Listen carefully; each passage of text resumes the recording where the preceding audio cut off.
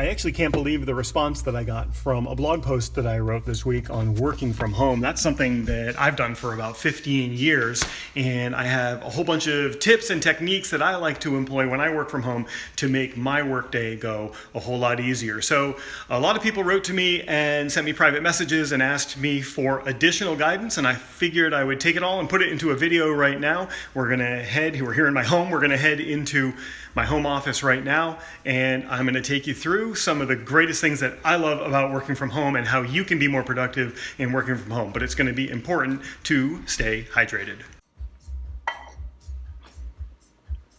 This is my commute. All the way from the kitchen, right here, into the home office. And this is where I work every single day. I've got my computer here, I've got my workstation here, the whiteboard behind me or the glass board behind me. And one of the things that I've found over the past 15 years is that by keeping things as simple as possible, it allows me to focus on my job really, really well. So when you look around the place, you can see the glass boards used to be full of notes. I was able to take everything and condense it down into my secret sauce, which is secret. So it's behind that paper right there. I can't show you that today. But inside of my office here, I've got my desk, I've got my workstation over here, I've got a standing workstation over here, so that if I want to switch back and forth between sitting and standing, that's going to keep me moving, and that's going to keep me just bopping around and keep my brain nice and fresh. So in the blog post that I wrote that seemed to get really good response, I talked about things like getting dressed for work. So when you work from home, it's easy to stay in your pajamas and go into wherever it is that you're working, but that might not necessarily be the best thing for your mindset, because it's going to keep you in that I'm chilling out, I'm relaxing, I'm in bed kind of mode. Now, maybe you work from bed. If you do, keep your pajamas on, but if you don't, change into some work clothes and come on in and start your workday dressed for your workday. I also talked about the importance of remembering to take a shower, because sometimes it's easy to forget to do that when you work from home for a long period of time. But those aren't the things that I really wanted to talk about today, because the questions that I was asked the most over the past couple of days after the blog post was posted were things about structuring your day and about the importance of the first hour. And those were two things that I really emphasized in the blog post, was about structuring your day so that you have a structured workday, and about how that first hour of the day really sets the course for the rest of your day. So let's talk about those two things. And specifically, people ask me, how do I structure my day, and how have I structured my day over the past 15 years so that I can perform as best as I can and get as much work done as possible. So we're gonna hit the glass board behind me, and I'm gonna show you how I structure my day. Now, my day is probably not the kind of day that a lot of people wanna have. I work between 12 and 16 hours a day. That's just how I like to do it. I love my job so much that that's what I wanna be doing. And I realize that I need some really deep focus time. So I organize my day so that I can have that. So let's hit the board here, and I'm gonna break out my day for you. So 6 a.m. to 8 a.m., that's generally when I'm waking up. I wake up around 6 a.m., get out of bed, a little while after that. And from that 6 a.m. to 8 a.m., that's when I'm spending time with the family. That's when I'm helping out with breakfast, helping organize the day, getting everybody ready to roll, and that's really great quality time with the family. And very important to me for that work-life balance that people talk about. That's part of it for me, which is having my morning with the family. So then 8 o'clock, once 8 o'clock fires, I am right here and right to work. So 6A to 8A, that's family time.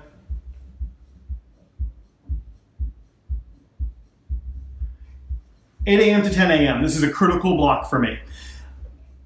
People in general can work about 4 hours with focus before they start to fizzle away.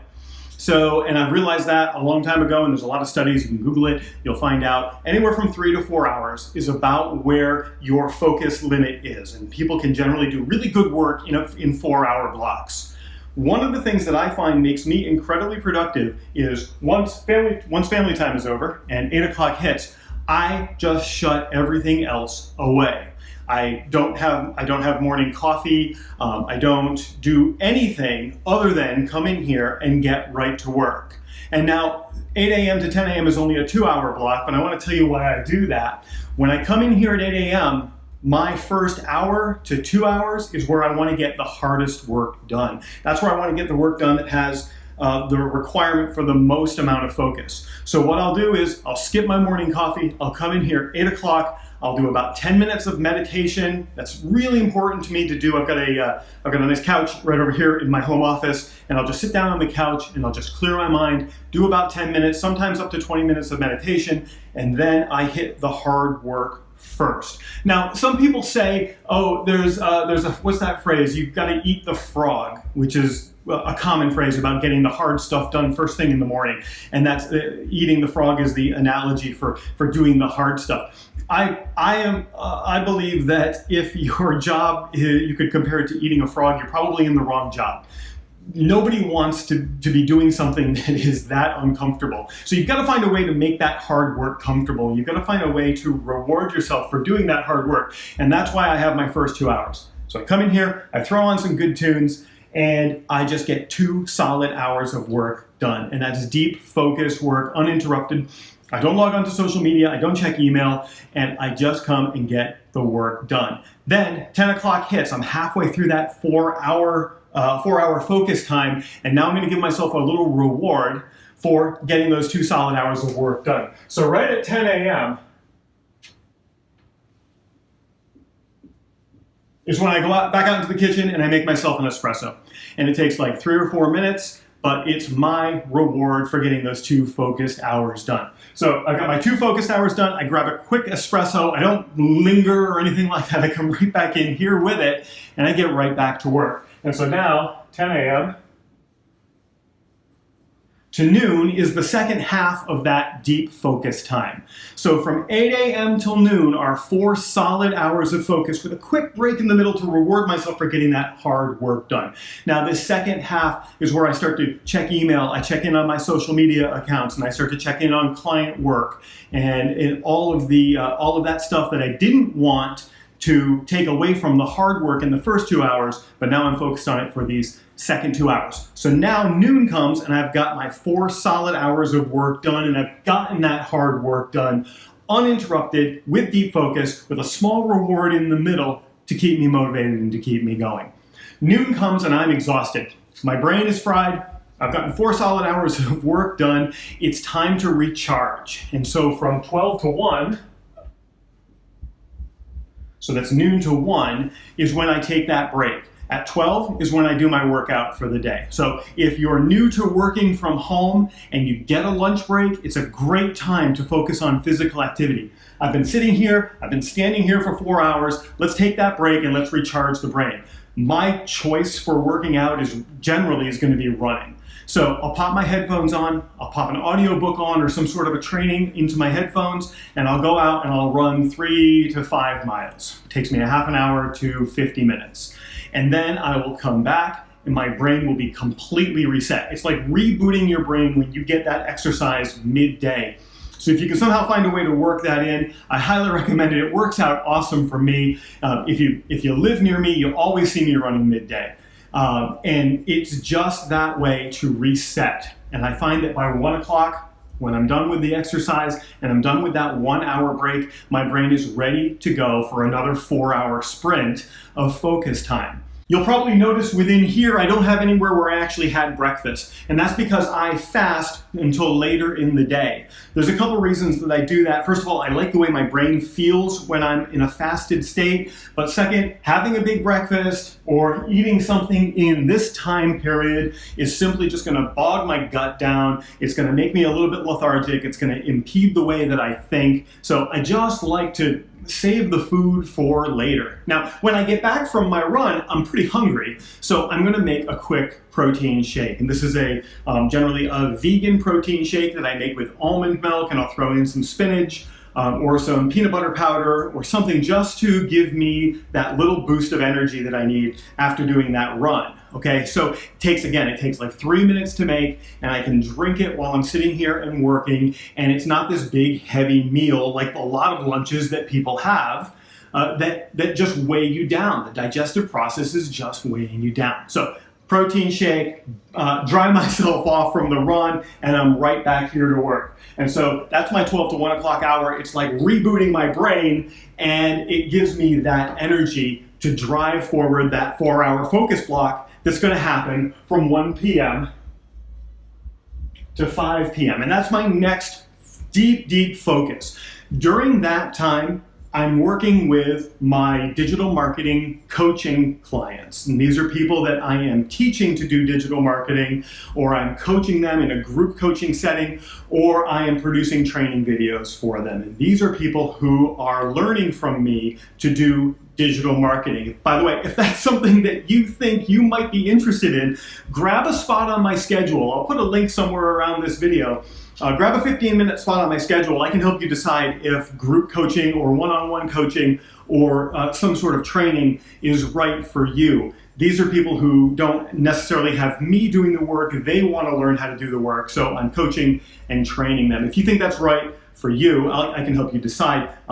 Just grab this link down below or somewhere around this video and grab 15 minutes on my schedule and let's chat about that. It's actually a pretty cool thing. So during that block, I'm working with my coaching clients, I'm developing trainings, and I'm also working on deliverables for clients. And that is, again, 4 hours of solid focus work. One of the things that I like to do during that afternoon block is I pick a couple of playlists that I know are 2 hours or 4 hours long. And if it's 2 hours, I'll pick 2 of them. It's a 4-hour playlist, I'll pick 1. And I know when the music starts, I get to work. And when the music ends, I'm done. I do not take a break in those 4 hours. That is 4 hours of heads down, pure focus for me. And that is how you get so much done by structuring your day. All right, so 5 o'clock hits. 5 o'clock is when I shut the phone off, shut the computer off, put it all away. And from 5 p.m. to about 9 p.m., so from 5 p.m. to about 9 p.m., that is dedicated family time for me. Non-negotiable, that's when I'm hanging out with the family. We're cooking dinner, we're playing outside, we're getting a little bit more exercise, helping with homework, helping with chores around the house. That is family time. Non-negotiable. And you've got to be able to do that because when you live in the place that you work, you're always at work and you're always at home. So you've got to make that differentiation, and that is a great way of doing it, of saying, this is my differentiation time.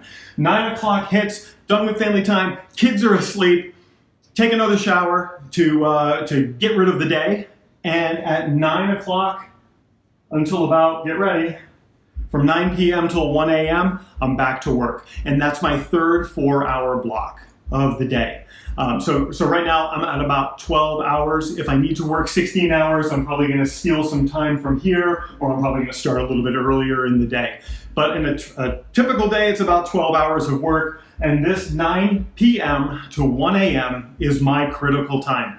This is where I am working on my business. I'm working on business development plans. I'm reaching out to coaching clients and doing a little bit more coaching, especially for people on the West Coast of the US who are in a different time zone from me here on the East Coast. So I'm reaching out and I'm working with them, or I'm doing group coaching calls, or I am heads down and just absolutely focused on my business. So here, wherever, here, and here, it's all outbound stuff, working with clients, working with coaching, working with training, and then here is where I start to work on my business and really the growth that I need to have happen within my business. That'll happen 9 p.m. Sometimes I shut down at midnight. Sometimes I go to 1 a.m.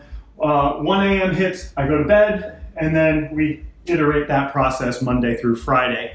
On the weekends, you know, if you're working for somebody else and there's no expectation to work on the weekends, you're gone. You're done on the weekends. If you're an entrepreneur, you're a business owner, and you really want to accelerate your growth and you want to accelerate what you do, maybe try to pick up something like this on the weekends. That's what I do. When the kids go to bed on Saturday or Sunday night, I'm back to work at 9 p.m. You'll always find me on phone calls. I've got a couple of partners that do the same thing, and we always have like a Saturday night call, and it's generally the most chill call, but we get so much work done and so much strategy done. So this is how I structure my day. It is super organized and I'm very strict with it, but it works out very well.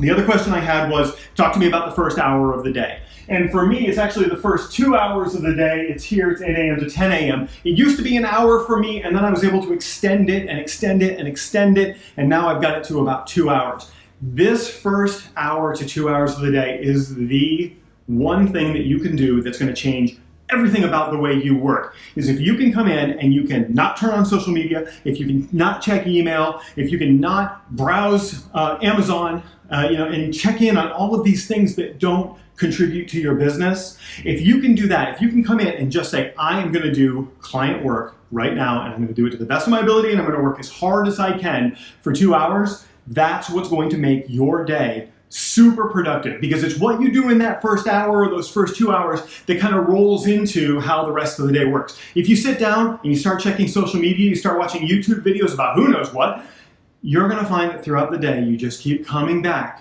to checking in on social media and watching those YouTube videos. But instead, you come in and you start doing client work and you're just getting your list done and checked off. You're going to find that that behavior carries with you for the rest of the day as well. Okay, so that's why I say the first hour the first 2 hours are super critical. And the phrase that I always like to remind myself of is the first hour is the rudder that steers the ship of the rest of the day. And you've got to remember that every single day. You come in and you put your head down and you get to work and you don't do the things that are distracting. Now, the one thing I forgot to mention that's also super important right here as I'm shutting down at the end of the day, I'm grabbing my book, which is right here. This is actually a paper book and a pencil, and I take those two things and I put them together and I combine them with my brain and I plan my entire next day. I write down the things that I want to get done that day, the clients that I definitely need to work with that day, and I plan tomorrow today. And that is how I finish everything right before I go to bed. Okay, so quick summary. Structure your day when you're working from home. Have a schedule that you can stick to and that makes sense. Hey, look, I've got 4 kids in this house somewhere right now. It's impossible not to have distractions, especially when you're working from home. I get it. Everybody gets that. And when you're working from home, there's going to be the kid knocking on the door. And there's going to be the kid coming in and saying, I need something. Or there's going to be the delivery that's happening. Or the project that you didn't finish over the weekend. All of these distractions are going to be there. It's totally natural. And it happens to everybody. It happens to me even after doing this for 15 years. All you have to remember is take care of the distractions, get them done as quickly as possible, and get back to work. And that's how you're going to be very productive in your job working from home. Okay, so today is Sunday. As I'm recording this, you've just probably finished your first week working from home. I'm recording this during the lockdown, what's it called? The shelter-in-place order that we all have. So you've probably just finished your first week working from home and you're getting pumped up for your second week, or maybe you've done 2 weeks from home and you're getting ready for your third. You're getting into the flow. Take some of these tips. You don't have to take all of them, but take some of these tips and start to work them into your day and see what you can do to get more out of the time that you have as you're working from home. If you have questions, drop them down below, whatever that means, or send me a message or send me an email. Grab 15 minutes on my calendar if you want to chat, and let me know what you'd like to hear in the next video. I'm going to do a few more of these, and let me know what you'd like to hear about in the next video and how I can help you, or just reach out so that we can talk. I'll find some time for you somewhere in here, that block right there. That'll be yours. Okay, let's have a great week working from home, everybody. It's Chris Prouty. Until we speak, take care.